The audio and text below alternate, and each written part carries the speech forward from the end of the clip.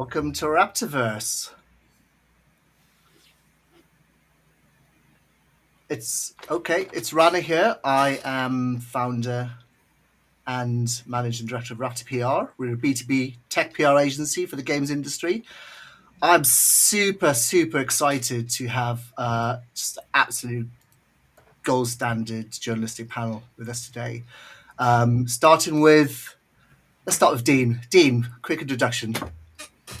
Hey, thank you, Rana. I'm the Dean Takahashi. I'm the lead writer for GamesBeat at VentureBeat. Been covering games as a daily beat for 27 years or so. Been a tech journalist for about 35 years. And I help run the GamesBeat Summit events. We do them 3 times a year. Next one's coming up in October and then one in December. Awesome. Thank you. James. I'm James Batchelor. I'm editor-in-chief of GamesIndustry.biz. I have been doing this for 18 years now. I've previously worked on publications like MCV and Develop. And that's me. That's me. Thank you so much. Bryant, you're up. Hello, everyone. Bryant Francis, senior editor at Game Developer, formerly known as Gamasutra. I might be the baby on the panel here, having only been in video games for about 10 years, mix of roles in writing and community management. And my side gig, for folks who may not know, is I'm also a freelance writer and narrative designer on games. I'm working on a title called Zephon, which will be out later this year. So I am excited to be here. Thanks for having me. Cheers, Bryant. And last but not least, Mr. Chapple. Hello. Yeah, Craig Chapple. I'm the head of content at PocketGamer.biz. I kind of lead the editorial direction on the site and help our events for Pocket Gamer Connects with the speakers and topics for that show. I started doing this in 2011. Writing my journalism career basically, and straight into games at Develop magazine. I was actually there with James, and then since then I've been at Nintendo, PocketGamer.biz previously, since the Tower. I'm now back at Pocket Gamer. Brilliant, thanks guys. So the Great Divides, where did the idea come from? So I've been in the games industry for about a decade and consulted for dozens of firms, from devs to pubs to VCs to tech providers, SDKs, and so forth. I've also had the privilege of traveling to all of these guys' events all across the globe intensively for 3.5 years. So we've been doing lots of campaigns and pushed across lots of messages to these gents who, between them talk about, the whole spectrum of the games industry, from, traditional console and PC through to, emerging tech and the business behind the games industry. What I have noticed, and this is a personal opinion, is that there's increasing number of divides in the games industry. Today's session is going to look at, the business fragmentation, and also some of the perhaps ingrained attitudes towards different parts of the games industry spectrum. I'd love to kick off first question. Let's go for Bryant. I would love to know, what does the Great Divide mean to your area of journalism? The Great Divide. Oh man, it's a good question. Sometimes, when I look at the word "the Great Divide," I'm sort of think of it like a big sci-fi or fantasy kind of concept. There's that one episode of Avatar: The Last Airbender that no one likes. That's about, I forget if it's actually called the Great Divide, but it's a giant canyon that they have to cross. No one likes that episode. But for real, when I think about the Great Divide, I read some of the notes you sent over before, and it was sort of talking about different fields, different fragments of the industry.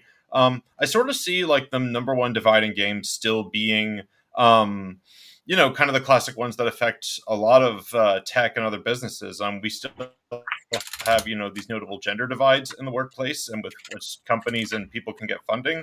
We are still, unfortunately, suffering from some racial divides. If you look at the number of people of different races in the game industry. And unfortunately, we just have, this divide between the workers and the bosses that has played out very strongly this year with the just enormous layoffs that have taken place, and sort of watched a lot of people who walked companies into precarious financial situations keep their job, stay earning their money, and then leave the workers high and dry. So that's where I'm going to be coming from, I think, when I think about divides and division. Interesting. Would you say your work reflects a lot of the subjects which you've discussed, just mentioned?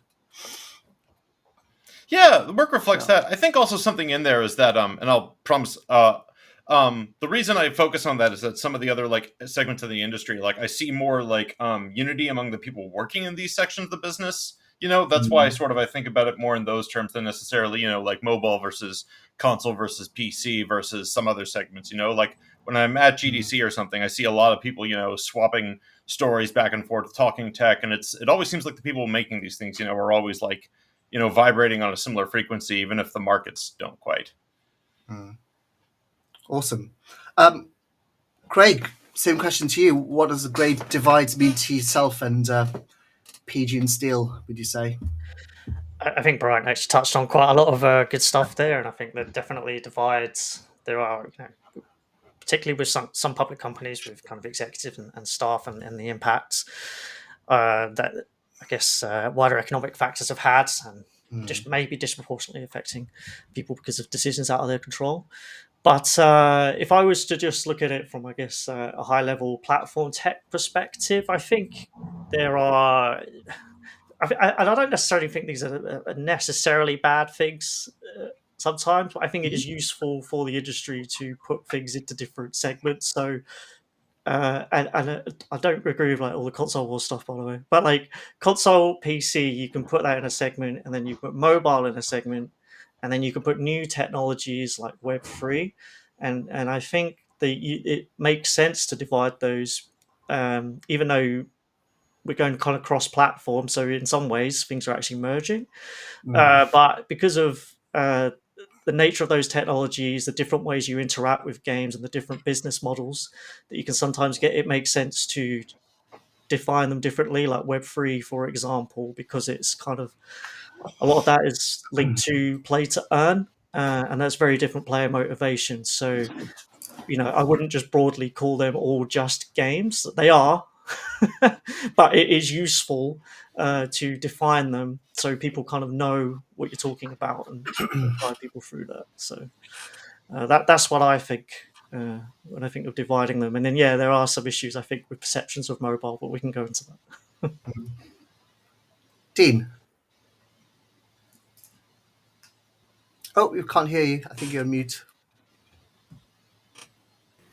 I guess on the, the console wars phrase is the one that comes to mind, right? The divides between all of the different consoles, Xbox, PlayStation, Nintendo. But I think the things that come to mind sort of on a weekly basis in the news are things like the divides between game developers and gamers these days, between game developers and their bosses, right?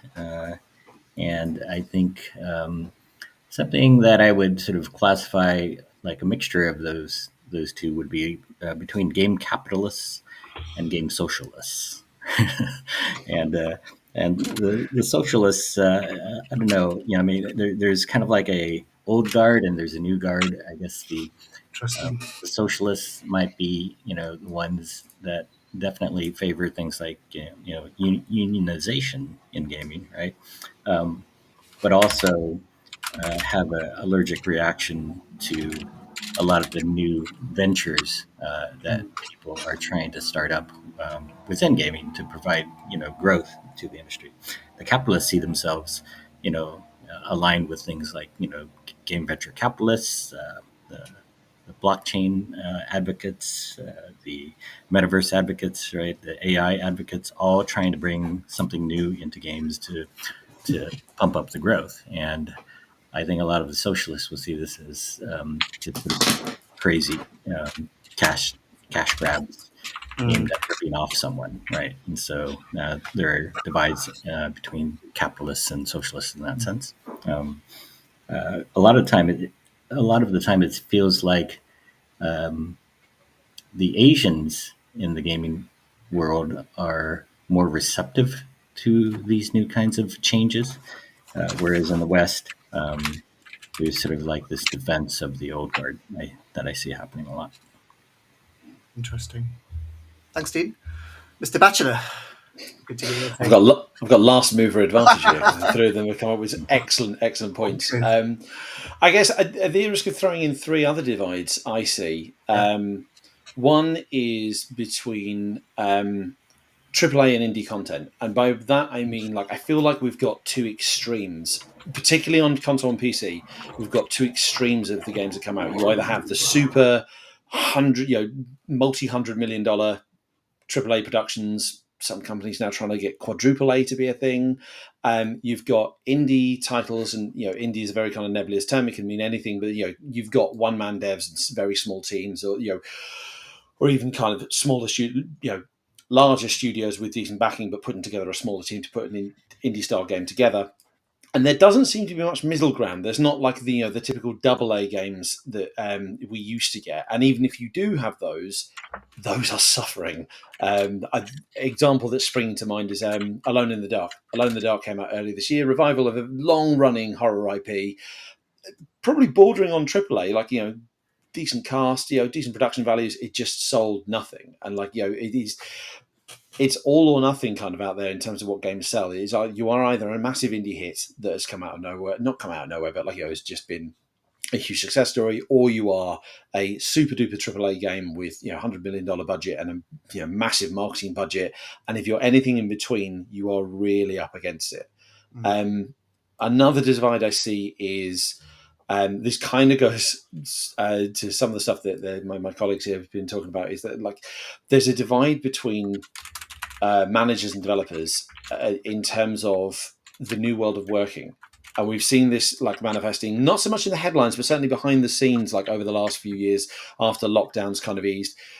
More studios are trying to get staff to come back to the office, but more workers, more employees are accustomed to remote working. Having been remote working since before the pandemic, I can absolutely understand why. But yeah, there's that divide between those who do believe it needs to be all hands on deck and all hands on site, and those who have become accustomed and do expect kind of a better work-life balance that can be afforded by remote working. So there's a divide there, and how that plays out, I think that's still going to be playing out in the next few years. And I did have a third one, but it's gone completely. So I reckon next question. Awesome, thanks, guys. Maybe that sort of the one more space we haven't mentioned is between game journalists and gamers as well. Oh, massively, yes. Taking us back to the good old Gamergate origins, I think, right? So. That I would only briefly push back on that, in that Gamergate has an origins in, an instance of domestic abuse against a developer that was then exacerbated by other such. Don't wish to dwell on here, but that's what I'm going to push very strongly back from, as someone who lived through it and saw like how ugly things got under the guise of, so-called going against game journalists. So apologies for diving in. I just, I'm a, journalist. We try to live in facts as much as we can. But that at the risk of adding in one more, then, like, the divide we see a lot is between fact and gamer perceptions, because I again don't want to dwell too much on the Gamergate thing, because that's a very, very difficult conversation to have, particularly in this sort of time. But we saw similar stuff with the Sweet Baby Inc. conspiracy theories going around earlier this year, like the divide between the gamer perception of what is happening. And I know it's not all gamers, it's a very, very vocal minority, but the perception between some people of what is happening in the industry and how the industry actually works, massive divide. That kind of leads on nicely onto the next part. Linking back to Dean's comment about old guard and new guard, I think we can almost certainly agree that the games industry is a technology industry. And at one point in the 80s, like, I'm sure my age now, I'm Gen X, it was regarded as a pioneering world where you'd interact with content on screen.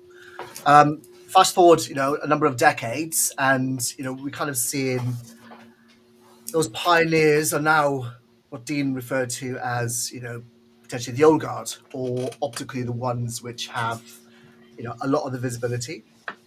And I think Great Divides is a manifestation of the evolution and the growth of the games industry.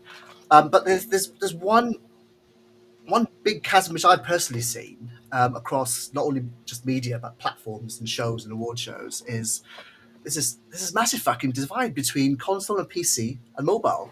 I can't get my head around it, but it links back to what you said, James. It's like the reality is there's more people gaming on mobile than console and PC. Yet the reality there's basically some kind of distortion effect.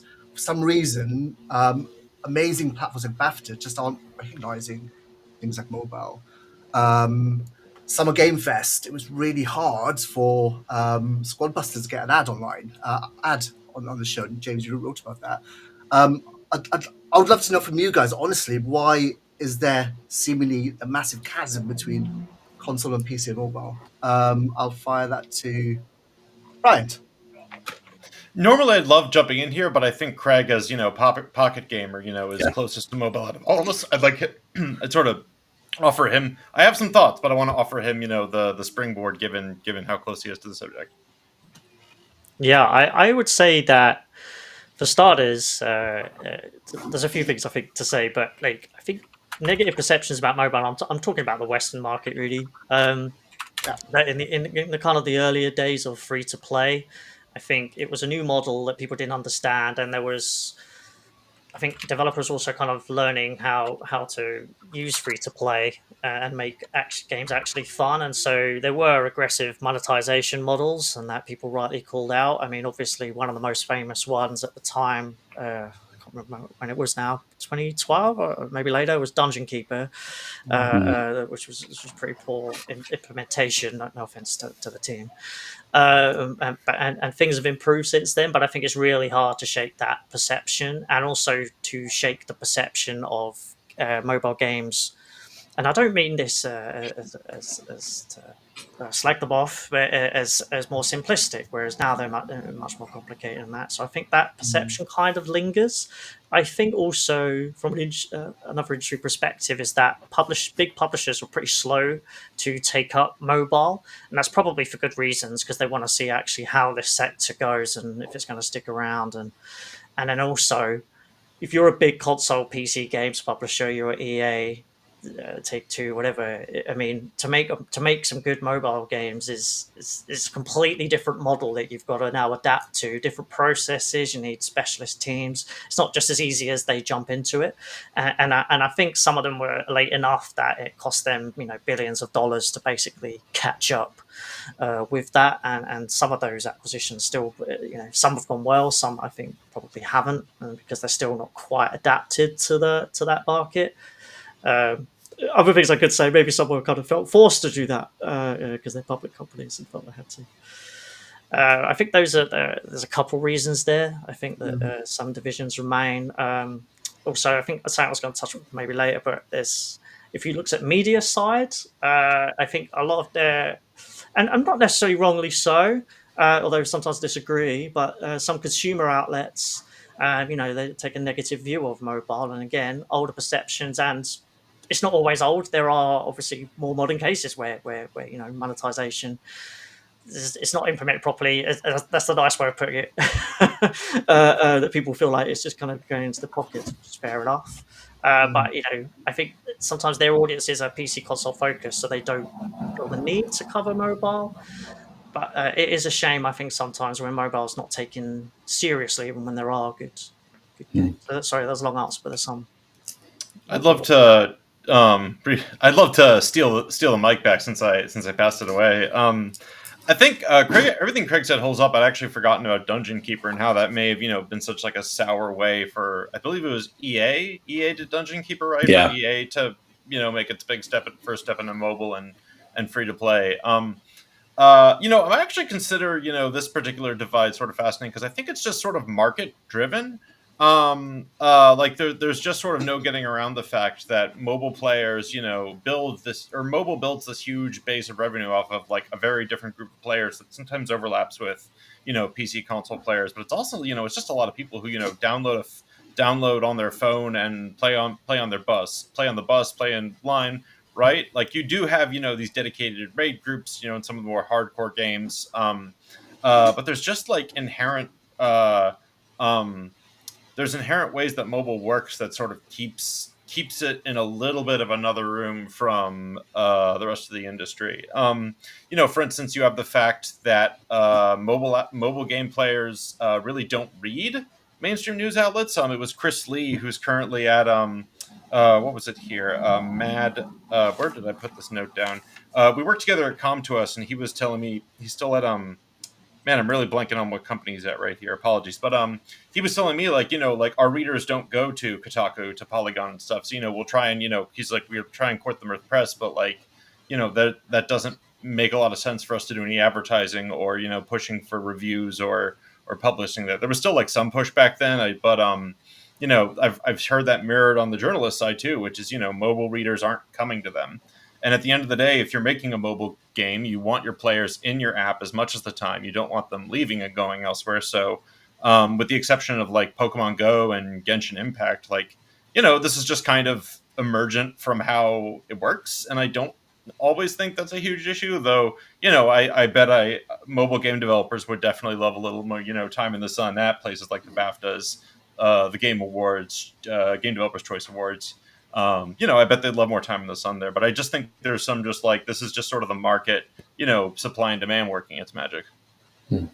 I just want to add, I think, like, I don't think you're wrong, but obviously, to defend, like, we obviously have, like, PocketGamer.com, for example. Yeah. And people do go there, reads. At the moment, traffic is kind of growing there. So there is an audience that does. But I think you're right that really, en masse, it's not the same as PC console where everyone, okay, it's communities now and whatever, but more people arguably go to these websites to find news, whereas mobile, you're right, and the way users are marketed to, it's like user acquisition campaigns through ad networks and social platforms, so it is different. But yeah, slight pushback, but to your point, you're also not that wrong. But then at the risk of stating the obvious and like something that has been known for years, like mobile gamers are the ones who don't, the vast majority of mobile gamers don't perceive themselves to be gamers. Anecdotally, like, we all know people who just play Candy Crush, just play Toon Blast, just play Royal Match, whatever. And you ask them if you enjoy video games, and they say no. It's like, well, those are video games. Like let's not get into the what is a game debate, because that could take another hour. But like, there's a complete disconnect from that audience and the media side of things and the industry itself. Like, so just kind of joining in that part of the discussion. It's like just sort of go back to that notion you have of the great divides and how it always felt like, gamers were nerdy. They were sort of, stereotypically growing up and playing in a dark basement and not fitting in well socially. And they took pride in this, right? There was this authenticity to being a real gamer, right? And I think the realization was that there were only 300 million of them or so, right? And it never really grew that much beyond that. And so most people didn't want to, pick up a game controller or didn't know how to use one. And then free to play comes along. It starts in Asia, right? And it has a different model. Most people play for free, never spend money, but maybe 2% of the people do. And they sort of finance the whole game through the purchases that they make in game or the ads that they watch. When you grow that market enough, then it becomes like, real money, right? And so free to play caught on in the West as well as in Asia, and then it grew to the biggest part of the market. Like mobile is the biggest part of the gaming market now, and all the skeptics had said that these weren't real gamers. Why are you making those crappy mobile games? And they were vindicated, right? The majority of the market again is free to play now. It's mobile. There's 3 billion gamers instead of 300 million now. To me, there should be sort of like this welcoming sort of aspect to that accessibility that has happened now, and the sort of the growth in gamer culture, right? We wouldn't have something like The Last of Us on HBO if the market was still just 300 million people, right? And so I think everybody should be welcoming.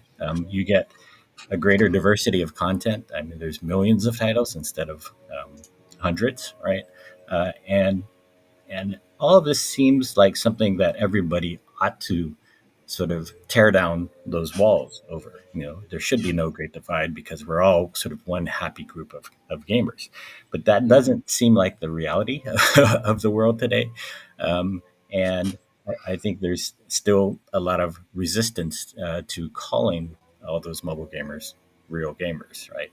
And then I think we set ourselves up for a bit of a replay of that whole battle with blockchain games, right? And like a lot of like the game capitalists, I think the people who love crypto got into it and all that, saw these opportunities of replaying the free to play sort of explosion, I guess, with blockchain games, and there were a lot of resistant game developers who said that's all fake.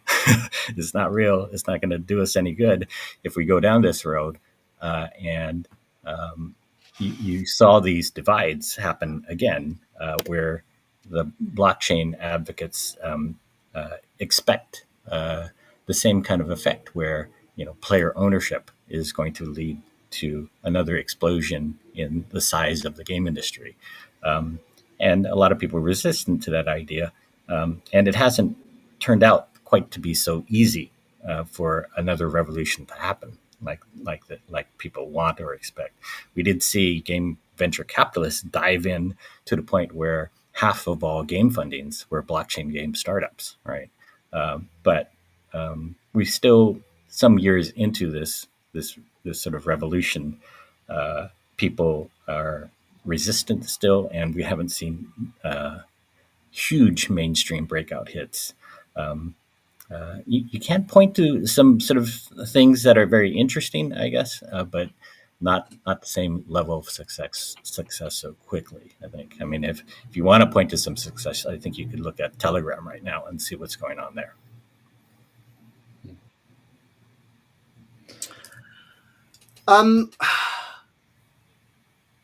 I've noticed this big platform phenomena, and I'm not sure exactly why it's happening. Why the reality? Okay, a lot of the business platforms or big awards platforms or shows still to this year aren't really recognizing mobile gaming content, despite billions of people playing, say, Monopoly Go and so forth. And that's kind of reflected. My evidence is, like BAFTAs this year, or the difficulty of getting content onto something like Summer Gaming Fest. Why is this? Why do you think there's this persistent bias almost to console and PC? Is it because the people running these shows are of the tribalistic mindset that mobile gaming isn't real gaming, hence we shouldn't be covering it? Or is it something else? Because the economics of mobile gaming should really mean that billions of people are playing Monopoly Go, for example. Why isn't that being acknowledged in some respect? So I'd love to hear what you think, James, for example. I wonder if it's because, or part of it is because awards and showcases like you see in June and so forth, like they're all very much geared towards the new. Like, what is the new advances happening? Like, the graphics that are pushing to pushing consoles and PC to the limit. The world that's bigger than any other previous open world. The most incredible realistic animation, and it's all about the new and the shiny. And mobile, and by all means, correct me here, Craig. Mobile isn't as focused on the new, and you don't see as much new. You look at the top grossing and top downloaded titles any year, and they're usually games that have come out years before. Like it's whereas the top selling games on console and PC every year are typically from that year. Like the mobile games tend to be evolving, and they tend to be quite simplistic. And perhaps that speaks to, and I don't mean that in a derogatory term. I don't mean that. I mean like they're accessible. Like Candy Crush has evolved and has thousands and thousands of levels, but it is still fundamentally the same as it was when it launched. And so there's not as much new that you can some award shows. I think BAFTA has like the award for evolving game, and that's for things like Fortnite and EVE Online and stuff that has. But even then, that tends to the prize tends to go to something that's had like a big expansion or a full overhaul. And mobile games evolve in a very kind of incremental way. So I think that's a factor. Craig? I think so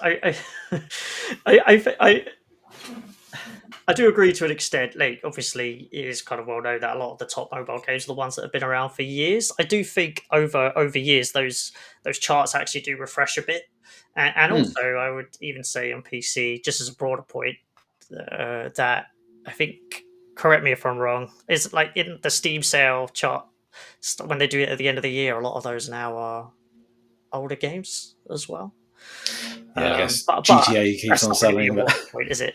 But just as a broader thing. But like, there are like games that come out. Maybe the last year wasn't so broad for massive new hits on mobile. But obviously, we had Monopoly Go, and that kind of gets blanked. And then I think in previous years, there are games that come out that they just don't get the recognition. I think it's a shame, and sorry to call it, it depends on the awards. Like the Game Awards is just it's fundamentally very different. Would I like to see mobile there? Yes. Is that the audience that they're going for? Probably not, unless it's kind of cross-platform. I think it's more like when it's, sorry to call it out, but like BAFTA, when the motivation for that awards is supposed to be to kind of celebrate, I thought, the teams. So it's a shame that you then don't celebrate these teams that are making these amazing games that are played by millions of people and loved. Like, we don't have to judge it just because Monopoly Go makes 3 billion, right? It's just a good game and deserves kind of recognition. And then there's plenty of other cool Squad Busters come out. That's a really good game. You could probably put that on PC console and it would seem like a normal game. So I think it's a shame sometimes, but I get that there are motivating factors depending on the audience, and also must be quite difficult to, how do you judge in Game of the Year Monopoly Go versus Call of Duty or Candy Crush versus God of War? They're just fundamentally different. There are just to back up your point. There are exceptions. I remember like Marvel Snap. One of the years I helped judge the BAFTAs, Marvel Snap was up there. Like for, I think it was the publicly voted game of the year, and the amount of people on my jury like, this game is amazing. Like, you do occasionally get like that new disruptive game. So yeah, but. I like how there's occasionally a nice convergence of all the audiences into one moment. Like, and I think back to one of the E3s where Todd Howard of Bethesda was talking about all the AAA games that they have on stage at their E3 press conference, and then they drop Fallout Shelter, right? And Fallout Shelter is a free to play game. It's mobile. And everybody could instantly play it. And so, like, in that one night, they got 12 million downloads, right? And that's an amazing convergence of mobile, PC, console. Those PC and console players dove into that because it was Todd Howard talking about this, right? And they expected a lot from Fallout Shelter. The only sort of sad thing about that was I think it maxed out at level 200, and people reached that way too quickly, and then there was no more content to play, and then so the game just sort of plummeted after that. But had they designed it more as a game as a service or something, it probably would have gone on to much greater achievements, I think.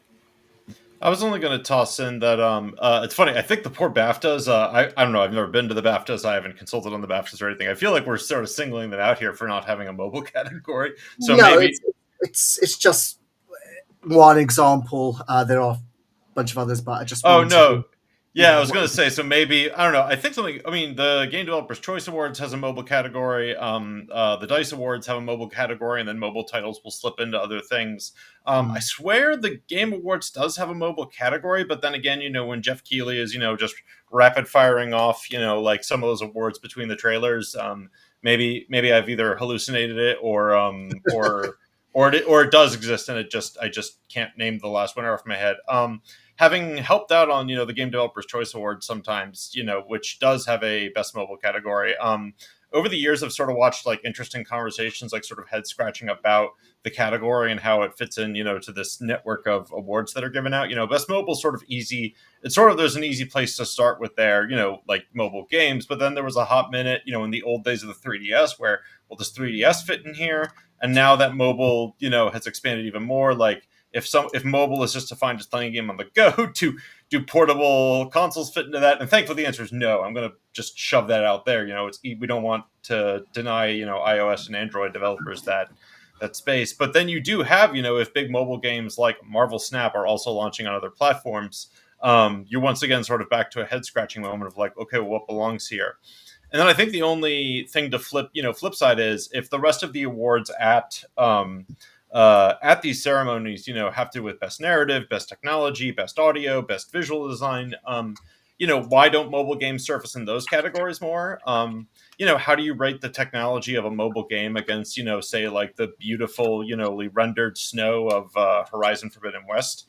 I don't know, because like there are, and this is something I've had conversations with folks about, is like, what is best technology? What is, best visual design? Certainly Monopoly Go like has to deserve credit for evolving, this name board game series and actually giving it, a fresh visual identity for mobile. But will it make those categories? Like, I have no idea. So, and it's funny, if you were going to say, oh, we need some mobile games that hit best narrative, some of the indie ones slip in there. But, as far as live service games goes, I really wish Marvel's Avengers Academy from back in the day had a shot at some best narrative awards, because I thought they really pushed the limits of what you could do there. So it's a challenging question. And I think I wouldn't say there's any like, dismissal or condescension or dislike of mobile. It's just that, like I'll say before, there's sort of the emergence of the mobile form that makes it a little more difficult to put in these boxes, and there's just, that's sort of where I close when I think about awards and mobile games. I think there's definitely a running thread here. So linking back to Dean's comment about the size of the addressable audience for gaming right now, it's about 3.5 billion, something like that. A lot of this is driven by platform. So something interesting happened last year technologically. The iPhone 15 Pro Max can deliver console gaming performance like 30 FPS, which is interesting. Even though Resident Evil 4 Remake absolutely died in its arse, it's your mobile device can pretty much do what your console can do. So it's going a bit off piece, guys. But if we extrapolate a little bit, look into the future, not too far, say 3 to 4 years, it probably will be commonplace where your mobile phone, Android or Apple, will be able to deliver what your console will be able to do. And what would that mean for the Great Divide? Because currently it's kind of divided up into people who want to pay, say, $70 a pop or free. So the monetization models have to change. So I think something dynamic is likely to happen, but it'd be good to hear about your thoughts about how the improvements in technology in terms of hardware and cloud tech, all this leads to increased accessibility to what, I'm a snobbish gamer, maybe I'm a console gamer, quality gaming console. I've got surrounded by my Steam, my Deck, my PS Portal, my Switch, but those 3 billion people don't want to buy that kit. They don't want to spend that money on expensive content. But it'd be good to know what you guys think related to the Great Divide. What will happen to these divisions and accessibility? Dean. Point out the moves that Samsung has been making are pretty interesting when it comes to cloud gaming, and I think the technology like the cloud can bring something new to gaming, and I don't think it's something that anybody needs to resist. Like maybe the quality of the gaming might be slightly less superb in terms of the graphics than a local console-based game. But what you get are some very interesting results. Like they've launched their Samsung Gaming Hub. It basically, you can play Game Pass games on it, and you can basically then play console quality games on a big TV without a console, right? And this goes to accessibility. So they're making gaming more accessible. They also showed off some games this summer where you can control the game with your mobile phone, right? And they can have simple trivia games also showing up again. So no console necessary. You play through the cloud gaming service on the machine. You can get a wide variety of games through the different services that they have hooked up to the Samsung Gaming Hub. And people who don't know how to use a controller, again, are now included in the people who can play games on something like that. You can also play it on a projector that they have. And this projector, like they showed a demo of going out camping and shining the projector on the top of your tent, and then playing games on a fairly large screen on the top of the tent, and so making gaming more mobile. So it's very interesting kinds of innovations I think you can do if you're embracing cloud gaming and mixing it with some of the existing technologies. That's fascinating. Thanks, Dean. I wanted to add a couple of things. So I was making some notes. So I think no one wants to play. I'm going to contradict myself straight away, but no one wants to play their expensive AAA game. So like, you don't want to play God of War or Resident Evil or Assassin's Creed on your phone, no matter how powerful that technology is. The reason is because usually the experience.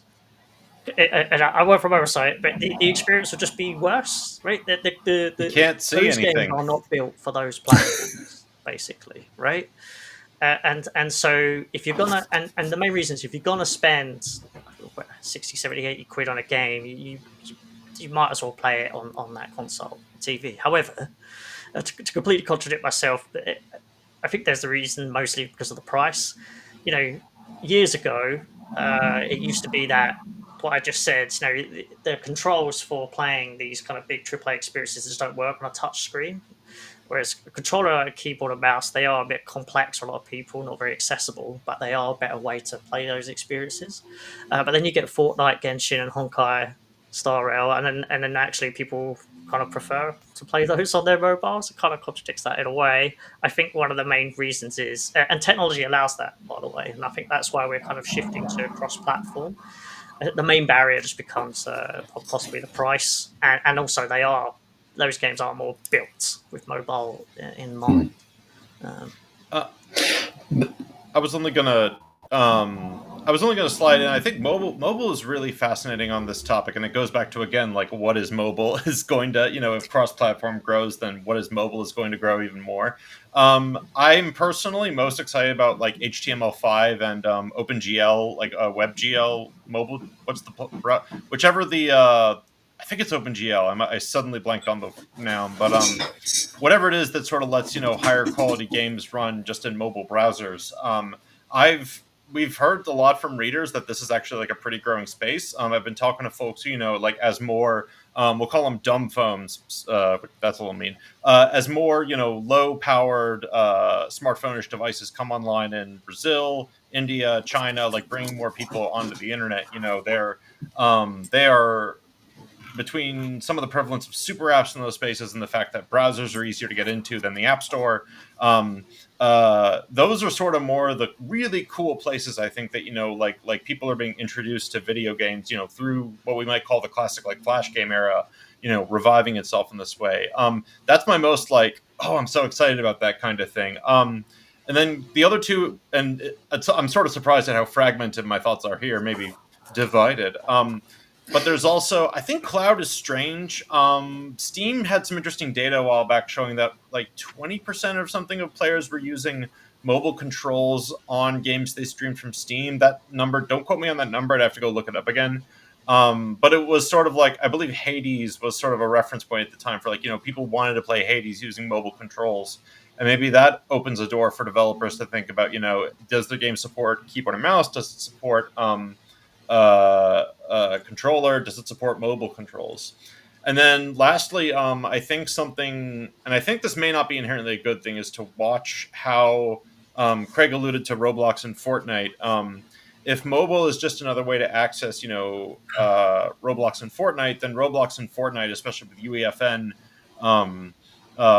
these islands of other games within Fortnite, those become like kind of the new platforms then, in a way, I feel like if, and then in that case, you're entering Roblox's economy, you're entering Epic's economy, and Epic, is fighting tooth and nail to, open up app stores generally, right? Like they do want more openness, but I worry that even in their case, and especially with Roblox, you could recreate, a closed garden again, best intentions aside, if everything has to be played through their, if the games have to be played inside their games, if that makes sense. That's three kind of things for mobile that I see on the next 3 to 4 I do years. think, like we started with this sort of artificial division between gamers and console games and things like that, right? And how silly the console wars are. But I do think we're getting into the space of where the divides are real and where they matter, and that is between, say, game developers and users on one hand, with user generated content, right? And like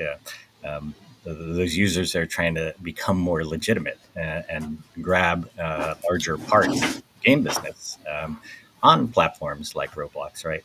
But there's also that divide between game developers, professional game developers, and the platforms, right? And so the legal war between Epic and Apple, really over control of the future of the industry. Through whether or not you can bypass the 30% tax that the platform have all put on top of the industry, and I think that 30% tax, Tim Sweeney of Epic, correctly identified that as one of the things that can hold back the gaming industry from becoming bigger. I mean, Apple sets up a lot of rules, and if you study why those rules are in place, a lot of it is built around protecting, the fee that they can collect on the sale of every, a game or game content, right? And I think this war is an important war. I think the European Union regulators have figured out that this is also important. In Matthew Ball's Metaverse book, as an example, he pointed to the 30% tax as something that could stop the metaverse from happening altogether, because of the sort of platforms restraining trade and restraining the innovation from happening, where the game developers can bypass everybody and go directly to gamers. Dean, I think something really funny I want to bring up about, that 30% taxes, who agrees with you on that would be former Greek Minister of Finance and Valvakanos, Yanis Varoufakis, who recently spoke with Aftermath about his book about what he calls techno-feudalism, where he's like, oh no, these companies need to be taxed on that 30% rate, because it is, maybe not only stifling growth, but creating, these like feudal platforms that everyone else, is tied into. And I can't help but think that, like that's very, an argument for the so-called socialists out here, to have some proper regulation on these markets and some interventions. So, for everyone's benefit, right? Like whether or not you consider yourself a hammer and sickle type or something else, it feels like everyone needs a little regulation here to help the market along. Mm-hmm. Yeah. Dean, you struck across a few trigger words with the panel. This is again part of the some of the technology divides or different attitudes towards emerging tech. It can back to the concept that this is a technology industry. Drop the word metaverse. Who you speak to is a real dirty word. Or there's a lot of it's part of the hype thing, and it's an emergent idea and so forth. but still, it's an emerging space, and there are pioneers in blockchain gaming. Not all of them are criminals. I know some really talented game devs making stuff, but there are, as a comms guy, I work with companies all across the divide, and I don't like it when someone calls a whole sector a bunch of crooks, but they're not. But I can understand why there is the damaged reputation of blockchain gaming, because there's no killer app right now, but there are still people trying to make some concepts like scarcity ownership a reality. But it needs a kick-ass game. But James, I'd love to know where your mind is in terms of some of the what I see as perceived negative attitudes towards some emerging vectors in gaming, like AI in game dev, or where Web3 gaming could have some utility, and why there's still a number of the old guard potentially looking back to game were quite openly against some people trying to do something different or trying to improve. I don't know, it could be ownership of football players in a football game, for example. So good to understand where your head is at, and some of these great divides. It's interesting. It's been such a like a rush the last few years in terms of like we've seen a lot of new buzzwords, a lot of new tech. Like usually there's like one big thing. Like historically, there's been like one big thing that everyone's working on. Like smartphones are big. Let's all get on a smartphone. Like there's one big disruptive force. But we've had several come in quick succession. We had blockchain and Web3 and metaverse, and then now it's AI, and it's in. And I think the lingering cynicism from Web3, blockchain, metaverse, etc., is impacting AI. I think the AI. Obviously, AI has been around a lot longer, but the sudden rise of generative AI, I think the lingering cynicism from Web3, blockchain, etc., means everyone's that little bit resistant to those. I mean, with metaverse, Web3, blockchain, etc., like, and I know they're not all the same thing, but they're all kind of interconnected. Like, I think people are open to the possibility of disruption and something new, something advancing things. But I think with those in particular, like, with the vast majority of like previous kind of disruptive technologies, it's been really easy to kind of prove, look, this is what this can do and can enable that we couldn't do before. This is the benefit. GI has a very hard stance on Web3, blockchain, etc. We don't cover it at the moment because we are very kind of conscious of how much negativity is out there, but also like how few answers there are out there. And I'm trying my best to kind of keep on top of it while maintaining our stance, as it were. But like, I understand that no technology is inherently evil. It's how it's used, etc. But every conversation we have had with someone, we have yet to hear a convincing answer of why blockchain, for example, is needed, or NFTs or whatever. What role they serve that cannot be solved with another pre-existing solution. We've yet to see that. I'm not saying we will never see it. We may well see it at some point. It's like, I get it now. Like I had a conversation with someone earlier this year, and they were talking about the idea of running like an MMO without a single server because it will all run on the chain. It's like, okay, I understand that. I understand that concept, but that's not been seen yet. That's not been demonstrated. That's like, so I think it's.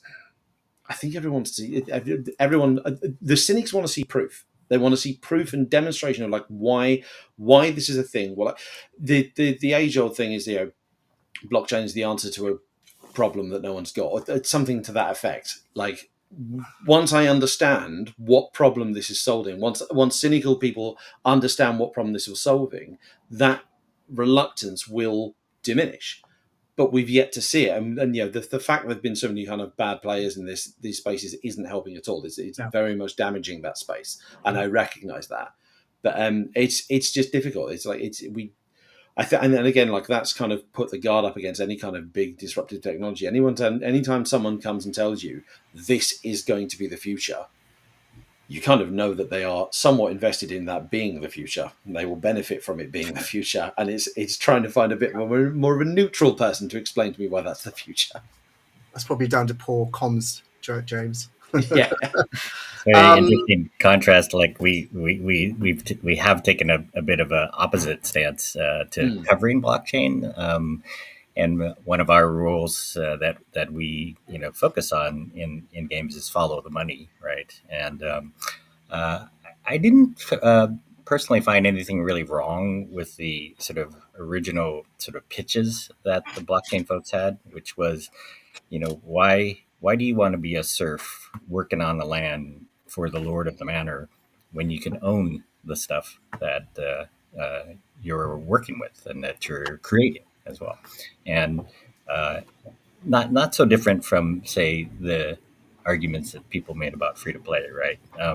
And they have had trouble delivering on this, but there are occasionally interesting um, sort of strategies that some of the game companies have come up with. One example is with the Rec League game that Enway launched last fall. It didn't succeed, but it had a very interesting sort of uh, notion of the symbiotic bridge that they could build between the Web 2 players, or the players who played for free, and the Web 3 players who had more privileges that they could actually purchase. And things like you can create a mech and you can enter that mech and you can establish ownership for that mech and put it into an esports contest. And if you come out of it and you lose your mech. It's like you lost your pink slip to that, and it transfers over to whoever won the match, right?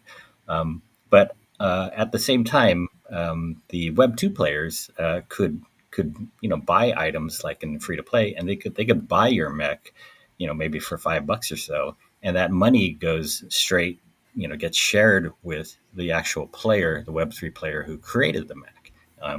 So there were sort of like these. They created a way where the Web 2 players and the Web 3 players actually needed each other in order for this game to succeed.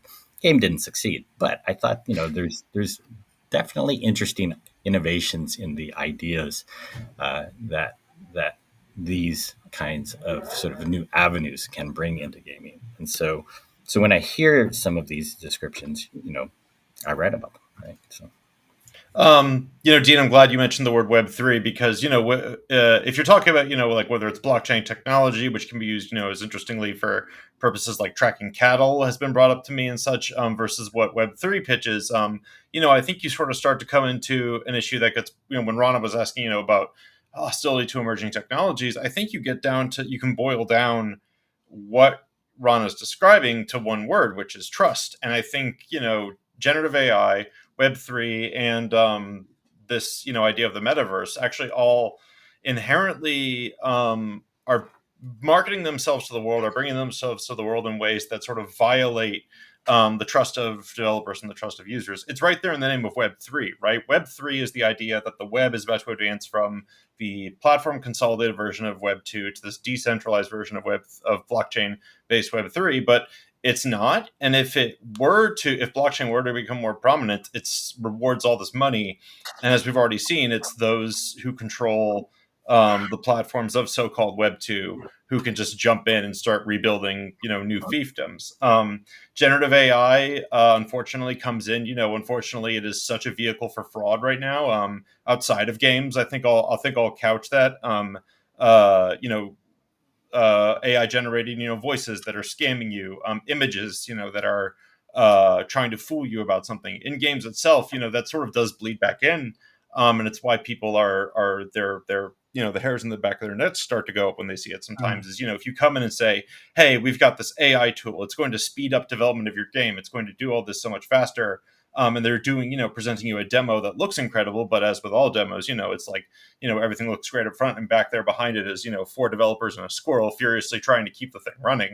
Then people start to feel on edge and like, can I really trust this? Can I really move with this? And the metaverse itself, like, I think, once again, it's in the name. It's, we're calling it the metaverse. And I'm like, the book where the metaverse originated, Snow Crash, it is not a good place. The book where that made the metaverse more popular with sci-fi readers, Ready Player One, it's not a good place. So if you're out here telling me like, it's not going to be a good place, or it's going to be a great place, don't worry, guys. And I'm like, but I read Snow Crash. Then, once again, it's about trust. And there's it's the folks at Didimo. It was a gentleman from over there who, when I was talking about like, hey, like if there are generative AI tools that are out there, don't think about your exit if you're trying to found those companies. Think about what, meat and potatoes. Like, what are you selling to people? I agree with you that the last sort of thing that gamers want to hear right now from anybody pitching something new is "trust me." It's but I do think that the answer to that is I will show you, and like I'm gonna create this. I'm gonna create a great game. I'm gonna show you the benefits of the new stuff I'm bringing into the tech, and it's gonna work. Whoever shows up with that instead of like, here's a token for you to buy that I'm going to use that money from in order to create this great thing. That's the trust me approach that isn't going to work so well anymore, I think. But people who can sort of show you what they have, I think, may have the answer. Awesome. Gents, we've come to an end. Actually, we've gone over by a minute. Love to wrap up. So as we stand, great divides and some of the the divisions we discussed. Are these bridges? Do bridges need to be built, or is this further fragmentation going to happen? And we'll just see what's going to evolve. James, it'd be cool to hear what you think. I mean, obviously, it'll vary from divide to divide, but like things are blurring. Things are blurring. Like like the divides between the platforms, for example, are blurring. Like we were going on earlier about what's a mobile game, what's a console game, etc. Like there are so many titles that can start on mobile and work just as easily on console and PC. For example, like or the brilliant points that Bryant and the others came up at like a very start, like the divides between the industry, like the workers and the staff. Like I've never seen this many conversations about how we bridge the divides between, like how we address the disparities in the industry. I've never seen like this be such a kind of prominent and ongoing topic. I'm confident we keep having these conversations. Yeah, these issues can be solved. It will take time, but we will get there. So I think any divide is bridgeable, given time and the right answers. Awesome. We actually have run out of time. Guys, thanks so much for your time. Really appreciate it. This recording will be online in a few days, maybe a week. But guys, thanks for tuning in, everyone, and we'll see you soon. Have a good day, everyone. Bye.